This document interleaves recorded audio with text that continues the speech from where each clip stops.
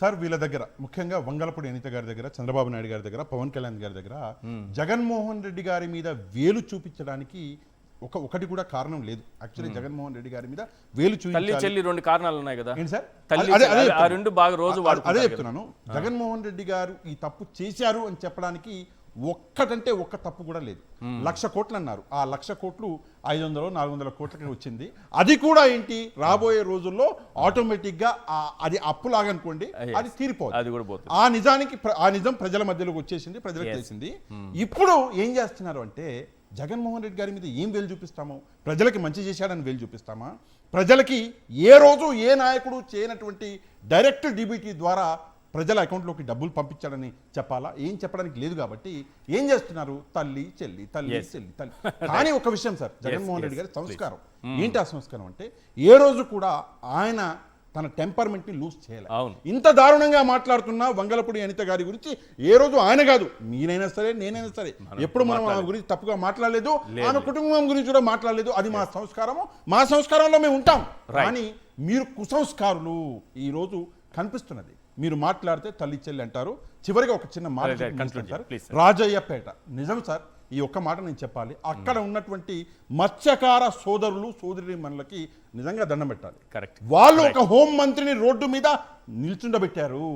నువ్వు మాకు చేస్తానన్న పని చేయలేదు అని చెప్పేసి హోం మంత్రిని వాళ్ళ మీద అయితే సోషల్ మీడియా కేసులు పెట్టలేరు కదా, నిలదీశారు.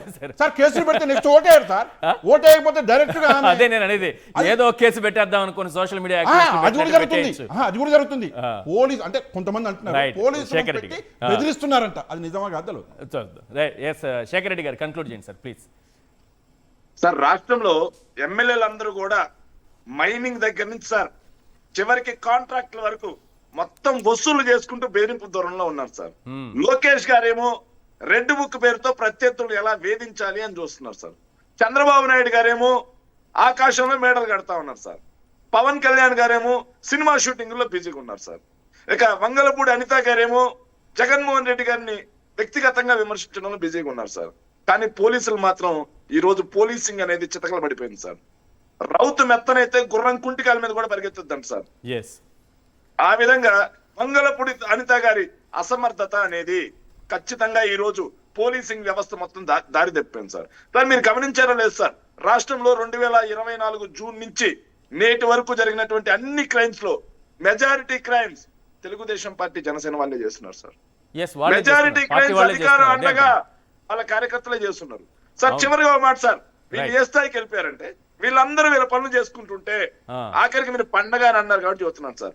24/8/2025 సార్ రాష్ట్రంలో బెదిరింపులు చేస్తూ హత్యలు చేస్తూ వసూళ్ల పరవానికి లేవనెత్తినటువంటి రౌడీ షీటర్ శ్రీకాంత్ పెరోల్ ఇచ్చినటువంటి ఎమ్మెల్యేల దగ్గర నుంచి, పెరోల్ ఇచ్చినటువంటి ప్రభుత్వం దగ్గర నుంచి శ్రీకాంత్ పెరోల్ ఇచ్చినందుకు ప్రభుత్వానికి, ఎమ్మెల్యేలకి, హోంమంత్రి గారు థ్యాంక్స్ చెప్పండి, క్లోజ్ చేద్దాం. ఎస్ సార్, అలాంటి ప్రభుత్వం నుంచి మహిళలకి అదే విధంగా సామాన్యులకి రక్షణని మనం ఎలా ఎక్స్పెక్ట్ చేయగలం? Right sir, right. ఎలా ఎక్స్పెక్ట్ చేయగలం? Thank you sir. దొంగలకి, డకాయిట్లకి, రౌడీ షీటర్లకి కొమ్ము కాస్తున్నటువంటి ప్రభుత్వం అని ఇక్కడ తేటతెల్లం అయిపోతా ఉంది సార్. Right sir, right.